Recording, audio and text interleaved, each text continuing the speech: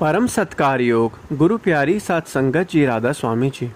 संगत जी, बीते हफ्तों सिकंदरपुर में भंडारा हुआ था और सिकंदरपुर भंडारे पर एक ऐसी घटना घट गई थी कि शब्दों में बयान कर पाना मुश्किल है। बाबा जी अकेले ही बिना किसी को बताए एक ऐसे छोटे से ढाबे पर पहुँचे और वहाँ पैसे चोरी होने का कुछ मामला भी हो गया। भावुक करने वाली ऐसी घटना कि आपकी आंखें भर आएंगी, इसलिए आप इस घटना को पूरा ज़रूर सुनना। सबसे पहले आपको बता दें कि बीते हफ्ते के भंडारे के सवाल जवाब और सत्संग का वीडियो हमने पोस्ट कर दिया था। जो संगत तब नहीं सुन सकी थी वो आज सुन सकती हैं। दोनों वीडियो को वह सुन सकती हैं। अब संगत जी, हम बात करते हैं इस अनोखी घटना की जो सिकंदरपुर भंडारे के दौरान सामने आई। यह एक ऐसा अनुभव था जिसने वहां मौजूद कई लोगों की आंखों को नम कर दिया। सिकंदरपुर बाबा जी के प्रमुख केंद्रों में से एक है और यहाँ साल में 2 बार भंडारा होता है। जिस भंडारे की हम बात कर रहे हैं उस समय बाबा जी कार से यात्रा करते थे और उस भंडारे पर भी बाबा जी ने ओपन कार के माध्यम से दर्शन दिए। उसी दिन दोपहर के बाद यह घटना घटी सुनकर आप सच में भावुक हो जाएंगे और रोने लगेंगे, यह देखकर कि बाबा जी लाखों करोड़ों संगत में हर एक जीव की कितनी बारीकी से परवाह करते हैं।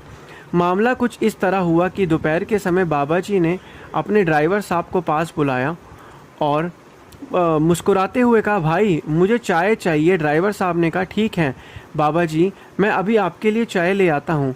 बाबा जी ने हल्की मुस्कान के साथ कहा, नहीं भाई, आज तो बाहर किसी ढाबे की चाय पीने का मन है, मुझे बाहर ले चलो, लेकिन किसी से कुछ मत कहना, बस आप और मैं ही चलेंगे। ड्राइवर साहब ने बाबा जी के आदेश का पालन किया। उन्होंने गाड़ी में बाबा जी को बिठाया और धीरे धीरे सेंटर से बाहर निकलकर हाईवे पर गाड़ी दौड़ा दी। लगभग 100 किलोमीटर की यह यात्रा शुरू हुई। रास्ते में ड्राइवर साहब ने कई बड़े और खूबसूरत ढाबों के सामने गाड़ी रोकी, जैसे कि 5 सितारा होटल जैसी दिखती जगहें। हर बार बाबा जी ने हाथ हिलाकर मना कर दिया और मुस्कुराते हुए कहा, नहीं यहाँ नहीं, कहीं और चलो, आगे कहीं चाय पियेंगे। इस तरह कई ढाबे पीछे छूटते गए। थोड़ी देर बाद लगभग 100 किलोमीटर के बाद सड़क के किनारे एक बेहद साधारण सा मिट्टी और पत्थरों से बनी छोटा सा ढाबा दिखाई दिया। बाबा जी ने वही इशारा किया और बोले, बस यहीं रोक दो, यहीं की चाय पीते हैं। बाबा जी की बात सुनकर ड्राइवर साहब के मन में एक सवाल उठ गया। वो सोचने लगे कि इतने बड़े और महान बाबा जी और इतने साधारण छोटे से ढाबे पर चाय पीने के लिए क्यों रुके हैं। लेकिन गुरु का हुक्म था, इसलिए उन्होंने गाड़ी वहीं रोक दी। बाबा जी की लंबी काली गाड़ी उस छोटे से ढाबे के सामने खड़ी हुई। बाबा जी ने कहा कि वहाँ से एक कप चाय ले आओ। ड्राइवर साहब गाड़ी से उतरकर ढाबे पर गए। वहाँ चाय बना रहे इंसान के पास पहुंचकर बोले, भाई एक स्पेशल चाय बना दो। चाय वाला मुस्कुराया और कहा, ठीक है साहब, आप गाड़ी में बैठिए, मैं वहीं ले आता हूँ। ड्राइवर साहब ने विनम्रता से कहा, नहीं, आप मुझे ही दे दो, मैं खुद वहाँ ले जाऊँगा। इतना कहते हुए ड्राइवर साहब ने अपनी जेब से पैसे निकालकर चाय वाले को दे दिए। चाय वाले ने गल्ला खोला और वापस छुट्टे पैसे देने लगा। तभी ड्राइवर साहब की नज़र गल्ले के अंदर लगी तस्वीर पर पड़ी। वहाँ बाबा जी की तस्वीर थी। ड्राइवर साहब हैरानी से पूछ बैठे, ये कौन है? चाय वाले ने श्रद्धा भरे स्वर में कहा, मेरे सतगुरु हैं, हमारे बाबा जी। ड्राइवर साहब मुस्कुराए और बोले, आज सुबह यहाँ से लगभग 100 किलोमीटर दूर बाबा जी ने दर्शन दिए थे, लेकिन आप यहाँ बैठे हैं, मैं समझ नहीं पा रहा कि आप गए क्यों नहीं। यह सुनते ही चाय वाला भावुक हो गया। उसने धीमे स्वर में कहा, जी साहब, मैं सच में वहाँ जाने और सेवा में कुछ योगदान देने के लिए पैसे जमा कर रहा था, लेकिन दुर्भाग्य से वो पैसे चोरी हो गए, इसलिए मैं अपने सदगुरु के दर्शन नहीं कर सका। मैंने इस दिन का पूरे साल इंतज़ार किया था, पर पैसे न होने के कारण मैं वहाँ नहीं जा सका, मुझे बहुत अफसोस है। यह सुनकर ड्राइवर साहब चुप हो गए और कुछ सोचने लगे। इसी बीच चाय भी तैयार हो गई। चाय वाले ने ध्यानपूर्वक चाय एक कप में डाली और ड्राइवर साहब को देने लगे। ड्राइवर साहब ने मुस्कुराते हुए कहा, ठीक है, एक काम करो, तुम खुद जाकर उसे सामने वाली गाड़ी में यह चाय दे दो। चाय वाला थोड़ी हिचकिचाहट में बोला, साहब मैं चाय तो दे आऊँगा, लेकिन पीछे मेरी दुकान का ध्यान कौन रखेगा। तो जब चाय वाले ने यह बोला कि मेरी दुकान का ध्यान जो है वो कौन रखेगा, कहीं फिर से पैसे चोरी ना हो जाए, मैंने अगले साल सिकंदरपुर जाने के लिए फिर से पैसे जमा करना शुरू कर दिया है। इस बार मैं अपने सतगुरु के दर्शन ज़रूर करूँगा। ड्राइवर साहब ने चाय वाले से कहा, तुम चिंता मत करो, मैं तुम्हारी दुकान का ध्यान रख रहा हूँ, अब तुम जाओ और यह चाय का कप सीधे उस गाड़ी में पहुँचा कर दे आओ। चाय वाला धीरे धीरे चाय लेकर कार तक पहुंचा। जैसे ही उसने अंदर देखा, उसकी आंखें खुली की खुली रह गईं। सामने बाबा जी बैठे थे, जिनके दर्शन के लिए उसने पूरे साल इंतज़ार किया था, लेकिन पैसे चोरी होने की वजह से सिकंदरपुर नहीं जा सका था। बाबा जी को देखते ही उसकी आंखों में आंसू भर आए थे, हाथ कांपने लगे और चाय कप में से छलकने लगी। तो मुस्कुराते हुए बाबा जी ने कहा, बेटा ऐसे तो ये सारी चाय नीचे गिर जाएगी, ले यह कप मुझे दे। बाबा जी ने उसके हाथ से वो कप ले लिया और बाबा जी चाय पीने लगे। लेकिन वो आदमी फूट फूट कर रो पड़ा। उसकी श्रद्धा, उसका विश्वास आज साकार हो चुका था। बाबा जी बोले, तू रो क्यों रहा है? तू मेरे पास नहीं पहुंच सका तो मैंने सोचा मैं ही तेरे दर्शन कराऊं। ड्राइवर साहब को तभी समझ में आ गया कि बाबा जी ने इतने बड़े बड़े ढाबे और 5 सितारा होटल में चाय पीने से क्यों मना किया था। कारण यह था कि बाबा जी का उद्देश्य केवल इस चाय वाले भाई से मिलना था। चाय तो बस बहाना थी। असल में बाबा जी अपनी कृपा और प्रेम से उसे दर्शन देने के लिए सेंटर से बाहर आए थे। संगत जी, अक्सर हम ये सोचते हैं कि केवल हम ही बाबा जी की फिक्र करते हैं कि बाबा जी को हमारी कोई खबर नहीं रहती, लेकिन जब हम ऐसी घटनाएं सामने आती है तो दिल पर एक गहरा असर पड़ता है। तब हमें सच में एहसास होता है कि बाबा जी के लिए हर एक संगत, हर एक जीवन कितनी अनमोल और प्रिय है। उनके लिए हमारी छोटी सी मुस्कान, हमारी छोटी सी परेशानी सब मायने रखती है। यही वजह है कि बाबा जी अपनी अनंत कृपा से हम सभी पर हमेशा ध्यान रखते हैं। संगत जी, सिकंदरपुर सेंटर पर पिछले साल भी एक यादगार किस्सा हुआ था जिसे मैं आप सबके सामने साझा करना चाहता हूँ।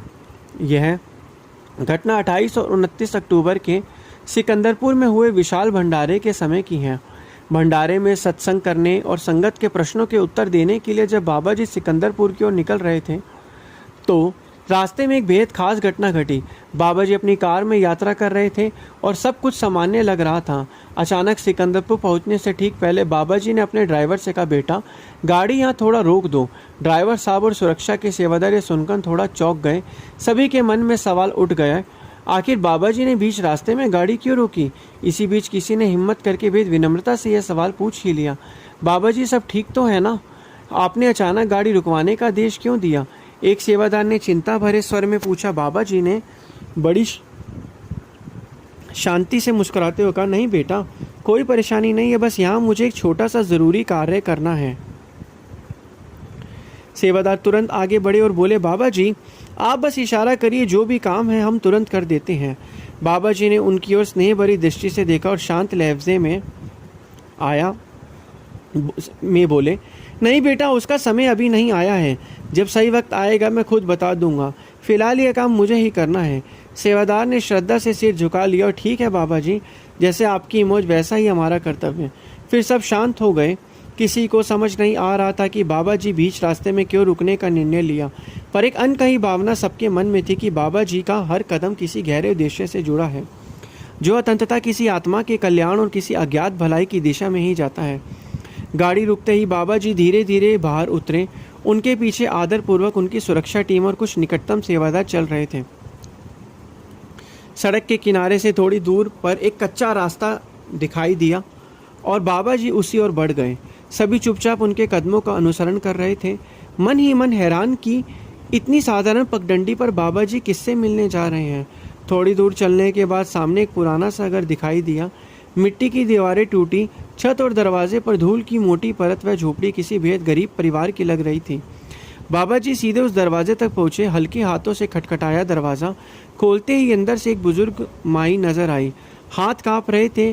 पहले तो उन्होंने बाबा जी को पहचान नहीं पाया, लेकिन जैसे ही उन्होंने ध्यान से देखा, उनके चेहरे पर श्रद्धा और आश्चर्य का मिश्रित भाव उभर गया।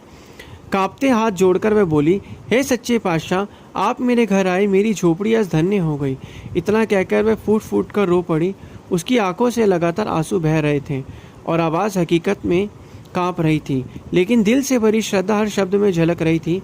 बाबा जी ने स्नेह से भरे स्वर में कहा, माई कैसी है तू? वो हल्की मुस्कान के साथ बोली, सच्चे पातशाह मैं ठीक हूँ।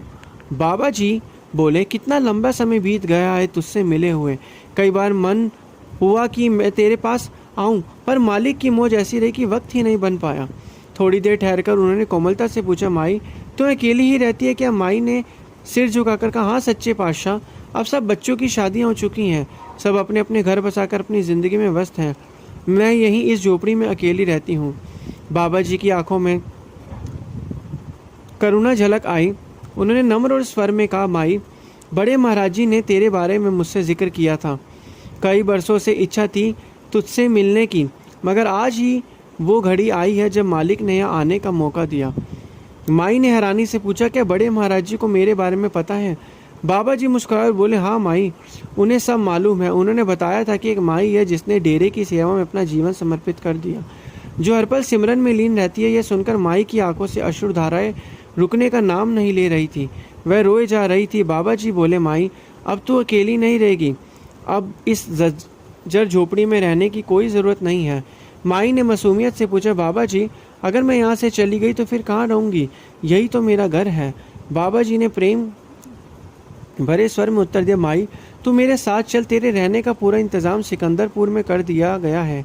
यह सुनते ही माई की आंखों से फिर आंसू झलक पड़े, मगर इस बार वह दुख के नहीं बल्कि अपार प्रेम और संत कृपा के आंसू थे।